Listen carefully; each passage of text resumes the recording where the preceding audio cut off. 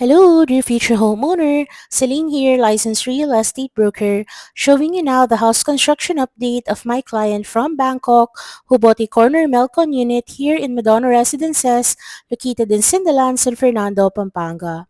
Sobrang na-excite kami kasi pagkakita namin may fence nang nakalagay. Kaso di kami nakapasok at nakaakyat since nagta-tiles daw sila at may nakaharang na scaffolding sa stairs since may inaayos sa taas. Tapos, gawa na din itong ceiling sa loob ng bahay. Ayan po siya from the last time kasi wala pang ceiling. All in all naman, madaming nagawa sa bahay ni client. So, check naman natin yung sa garden part.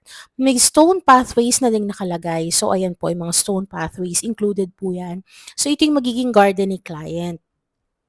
Tapos dun sa likod naman, installed na din yung mga trusses for the dirty kitchen. This is actually my first client in Madonna who bought a corner unit. Out of my 20 clients dito sa Madonna, apat ang bumili ng corner unit. Ang ganda kasi talaga pag corner unit ang luwag ng garden plus facing the main road pa. Iba yung charm na dala. So, sa mga may gusto ng corner units, we still have few units left in phase 1 po. Reserve nyo na dahil paunahan po tayo. Message us so we can assist you better, and don't forget to follow us on Facebook, TikTok, Instagram, and YouTube for updates and promos. Have a nice day, homeowner!